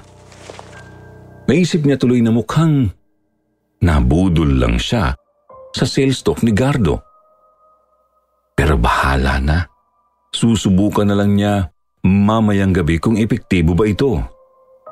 Malay niya, baka gumana ito mamaya kapag nag-ingay na naman si Aurora. Bandang 12:00 na ng hating gabi, ay gising pa rin si Densyo. Titig na titig siya sa maliit na botelyang naglalaman ng dinasalang langis na kanina ay ibinenta sa kanya ng tauhang si Gardo. Kumukulo ito, kasabay ng impit na mga ungol ni Aurora at ang mga pagalit na angil at huning ngayon ay nagpapakilabot na sa bawat balahibo niya. Hindi tuloy alam ni Densyo kung matatay ba siya o maiihi sa takot dahil ngayon parang nakumpirma na niyang totoo nga ang sinasabi ni Gardo sa kanya kanina. Mukhang aswang nga ang bago niyang kapitbahay. Hindi niya tuloy alam kung magsisisi ba siya o magpapasalamat sa nalaman niyang impormasyon na yun. Kahit kasi anong pilit niya ay hindi na siya makatulog sa pag-aalalang baka mamaya bigla na lang siyang magising na nasa tabi niya na si Aurora at handa na siyang lapain nito. Diyos ko, Lord, wag naman po sana. Napaantanda si Densyo sa takot dahil doon ay magdamag tuloy siyang dilat. At sa pagkakataong ito ay talagang hindi na siya nakapasok sa trabaho.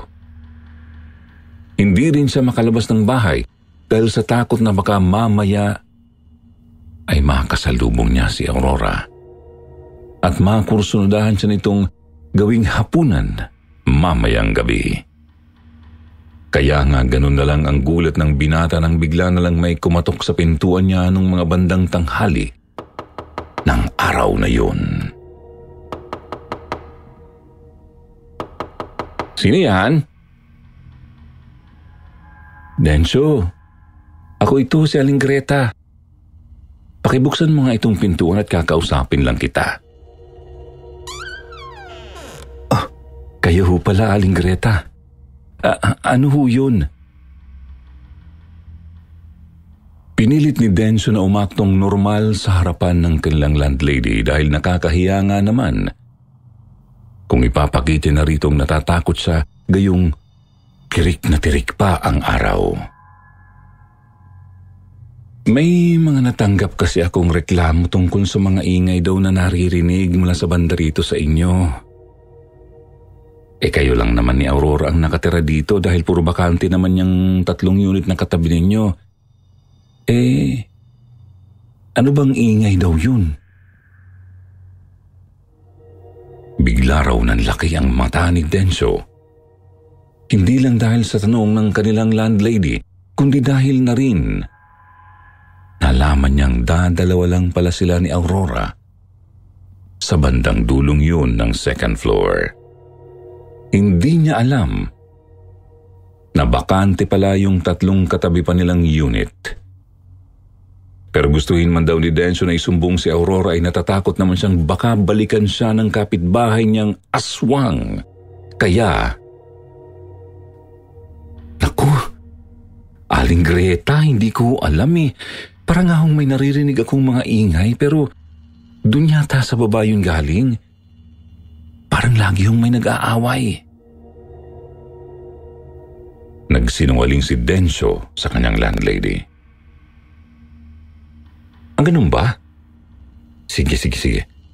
Mukhang mag-asawa na naman nga sa ibaba ang may kagagawan ng ingay. Palalayasin ko na talaga ang mga yun.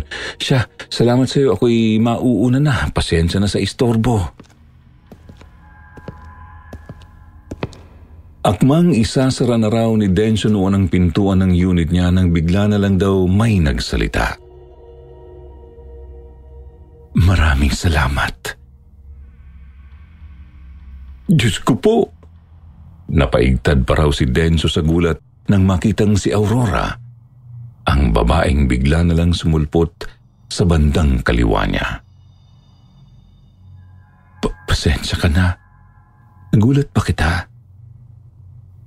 Gusto ko lang namang magpasalamat sa iyo na hindi mo ako isinumbong kay Aling Greta kahit na alam ko namang naririnig mo ko tuwing gabi. Bigla raw napayuko si Aurora sa harap niya kaya kahit na natatakot siya ay nakaramdam siya ng takot sa dalaga. Okay lang. Basta wag mo lang akong kakainin ha. Maghanap ka na lang ng iba. Marami namang masasamang tao dyan sa paligid eh. Sila na lang ang kainin mo. Bigla na lang daw nagangat ng mukha si Aurora at tiningnan si Densyo ng puno ng pagtataka sa mga mata. Huwag ka mag-alala, Aurora. Alam ko na ang sikreto mo pero hindi ko naman yun ipagsasabi. Alam kong aswang ka kaya hindi ako aswang. Huwag mo kong itulad sa nakakadiring mga nilalang na yun. Bigla na lang daw umiyak si Aurora sa harapan niya kaya sobrang nagtaka si Densyo habang sapu-sapu niya yung parte ng pisngi niya na sinampal ng dalaga. Kung hindi ka aswang, bakit kumukulo tong lana kapag naririnig kong nag-iingay ka sa gabi?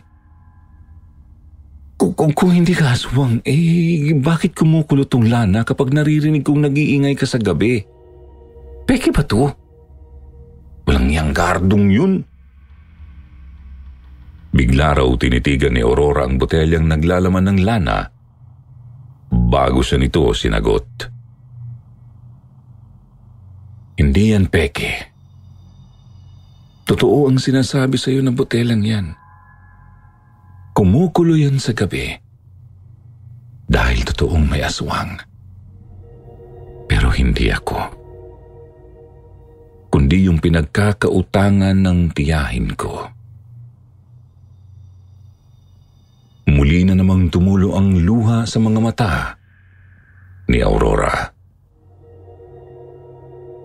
Pinagkakautangan ng tiyahin mo? Bakit ikaw ang ginagambala niya?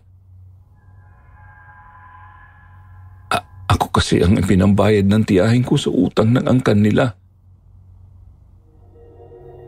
Ano? Anong klaseng utang yun? Ikinuwento ni Aurora kay Densyo ang pinagmula ng lahat. Noong araw daw kasi, yung angkan ng tiyahin ni Aurora ay may inangking lupa na hindi nila akalaing pagmamay-ari pala ng isang aswang. Nananahimik naman ito noon pero bigla nila itong ginambala. At nang gumanti ito ay hindi naman pala nila kayang panindigan. Binalak nilang isauli na lang daw sa aswang ang pag-aari nito. Pero hindi na raw nito yun gustong tanggapin dahil ang gusto nito ay bigyan nila siya ng isang alay. Isang babaeng maaari niyang gamitin bilang punlaan ng mga supling na magpapatuloy ng kanyang paubos na raw na lahi. Kaya nang maulilang lubos sa mga magulang niya si Aurora ay siya ang ipinain ng tiyahin niya sa aswang para tigilan na sila nito. Ang sama naman pala ng tiyahin mo. Pakiramdam daw ni Densyo noon. Bigla siyang nawalan ng takot sa aswang. Sa sobrang awa sa dalaga ay inalok pa nga niya itong doon muna tumuloy sa unit niya para hindi siya masundan ng nakakatakot na nilalang na yun. Ipahid mo to sa Ipahid mo sa mga papulsuhan mo itong lana para hindi ka na niya maamoy mamaya. Effective daw yan, sabi nung tauhan kong si Gardo. Maraming salamat sa iyo, Densyo. Walang anuman. Sa unang pagkakataon daw, ay nakatulog ng matiwasay si Aurora nang magdesisyon siyang manatili muna sa poder ni Densyo. Ipinaliwanag din nito sa binata na sa tuwing dadalaw pala ang aswang, ay para siyang nawawala sa sarili at nakakaramdam siya ng sobrang pag-iinit ng katawan na parang isang paraan ng aswang upang akitin si Aurora. Kaya tuwing gabi ay naririnig ni Densyo ang mga daing ng dalaga. Lalo tuloy na buhayan ang binata na tulungan ito. Awang-awa siya kay Aurora noon hanggang sa halos mag-iisang buwan na silang natutulog ng magkasama sa iisang silid. Dahil doon napalapit sila sa isa't isa nang hindi namamalayan. At unti-unti ay nagkahulugan na pala ang kanilang loob. Pero dahil doon ay masyado silang nakampante. Para bang nawala sa isip nila na may aswang palang humahabol noon kay Aurora. Kaya nakalimutan nilang dapat pala silang mag-ingat. Dahil ang aswang, kayang-kaya nitong mag-anyong tao sa umaga na magiging paraan nito upang magmasid at alamin kung saan ba nagtatago si Aurora. Densyo, nakakaramdam na naman ako ng init ng katawan. Nagpahit naman ako ng lana kanina. Parang nalaman na yata ng aswang kung nasaan ako. Paano nangyari yun? May nakakaalam bang dito ka sa akin tumutuloy? Bigla raw napasinghap si Aurora nang maalalang may ibang taong ang nakakita sa kanya sa loob ng unit ni Densyo. Yung tubero. Nagpatawag kasi ng tubero si Aling Greta kanina. Umakyat siya dito tapos ako ang nabungaran nila dito sa unit mo. Wala raw nagawa si Densyo kundi ang mapamura. Kasabay ng biglang pagkalabog ng gawa sa makakapal na salamin na may mga bakal na parilyang makikitid ang pagitan bilang pangsuporta. Kitang-kita niyang bigla na lang nahawi yung kurtinang nakaharang sa binata. Dahil sa malakas na hangin na galing sa labas. Pagkatapos mula doon ay tumambad sa kanila ang hitsura ng isang nakakatakot at lumilipad na nilalang. Galit ang hitsura nito habang nakalabas ang mahabang dila. Ipinararangya nito ang mahaba at matutulis na pangil na parabang ipinahihiwatig niyang yun ang gagamitin niya upang sagpangin ang binata. Mabuti na lang nakisama ang katawan ni Densyo. Dahil ng mga sandaling yun ay hindi siya natakot. Ang tanging nasa isip lang ng binata noon ay kailangan niyang protektahan si Aurora, anuman ang mangyari. Densyo, natatakot ako. Hinawakan ni Densyo ang nanlalamig na kamay ng dalaga habang hindi niya inaalis ang tingin niya sa mukha ng napakapangit at nakakasuklam na aswang. Huwag ka mag-alala, Aurora. Hindi naman ikaw ang may utang sa kanya. Wala kang dapat na ikatakot. Hindi siya basta-basta pwedeng pumasok dito nang walang pahintulot mula sa akin. Ang sabi sa akin ng tauhan ko, isa raw yun sa mga batas na hindi pwedeng baliin ng aswang. Paano kung hindi niya tayo tantanan? Hayaan mo siyang abuti ng umaga dyan sa labas, yun ay kung kaya niya. Duwag din naman niyang aswang na yan. Matapang lang yan ngayon dahil dadalawa lang tayo at alam niyang mas malakas siya kaysa sa atin. Sinasadya ni Densyo na iparinig sa aswang ang usapan nilang yun ni Aurora. Sabi kasi sa kanya ni Gardo Likas na mayabang daw ang aswang. Kaya pag hinamon mo ito ay siguradong hindi ka nito aatrasan. At yun nga ang gustong mangyari ni Densyo. Pero hindi naman siya gagawa ng ganun kung wala siyang plano. Ang ipinagdarasal niya lang ng mga sandaling yun ay sana hindi siya pumalakpak. Nagsimulang banggain ng aswang ang binata na para bang handa na nitong suwayin ang batas nila. Mukhang balak sila nitong pasukin sa loob ng unit ni Densyo.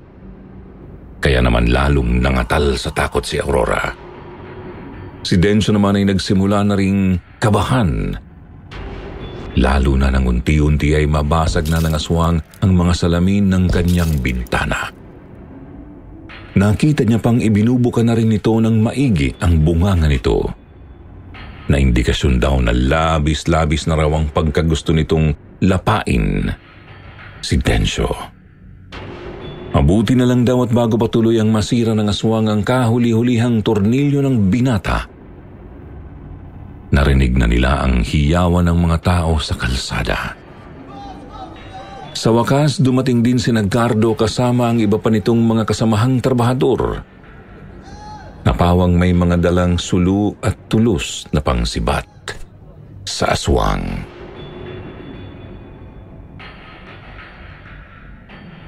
Kitang-kita ni Densyo na bigla na lang daw kumaripas ng lipad papalayo ang aswang na halatang natakot sa nakitang pagsugod ng mga tao. At doon pa lang ay alam na ni Densyo na magtatagumpay siya sa paglilitis kay Aurora. Pero paano kung balikan niya tayo, Densyo? Paano kung balikan ka niya? Huwag kang mag-alala, Aurora. Hindi niya gagawin yun dahil alam ko na kung sino siya. Dahil nagawa niyang magpakita sa iyo sa anyo niya bilang tao. Bukod dun, sigurado akong hindi palalampasin ng mga kalahi niyang aswang ang ginawa niyang paglapastangan sa batas nila. Nang tangkain niya tayong pasukin dito ng walang pahintulot base sa impormasyong nakuha ko, kamatayan daw ang kapalit noon. Napahagulhol na lang daw si Aurora sa sobrang tuwa at pasasalamat noon kay Densyo na nagawa pa niyang halikan sa labi ang binata. Na hindi akalain ni Densyo na magiging una't huling halik pala ang matatanggap niya sa dalaga. Kinabukasan kasi nang magising si Densyo mula sa maiksi niyang tulog, wala na si Aurora sa tabi niya. Iniwan siya nito, kalakip ang isang sulat na nagsasabing hindi raw sila pwedeng magkatuluyan. Dahil alam ni Aurora na may ibang babae nang nauna sa kanya sa buhay ni Densyo. Yun daw ang babaeng tunay na nakatakda para sa binata at hindi ang isang katulad niya. Bukod doon, hindi raw kampante si Aurora sa sinabi ni Denso na titigilan na sila ng aswang. Dahil kung sakaling babalik man ito, ayaw na ni Aurora na idamay pa si Denso sa kanyang problema. Hindi niya raw kayang mapahamak ang lalaking minamahal niya. Ang balita ko mga ka-SP, pagkatapos daw ng nangyari ay lumipat na lang si Denso ng ibang mauupahan. Bagamat nasaktan daw ito na hindi sila nagkatuluyan ni Aurora, ay minabuti na lang nitong magpatuloy sa buhay. At kalaunan ay bumalik sa kanilang lugar kung saan naghihintay sa kanya ang totoo niyang kasintahan. Medyo tragic talaga ang ending ng kwentong to mga ka-SP. Pero wala akong magagawa dahil hindi ko naman pwedeng baguhin ang kwentong to dahil gusto kong ihatid sa inyo kung ano yung totoo. Pero sana kahit na ganoon, ay nagustuhan nyo pa rin ito. Muli ako nga pala si Chris Santo. Maraming salamat sa inyong pakikinig. Hanggang dito na lang muna. Hanggang sa muli, Sitio Pangil.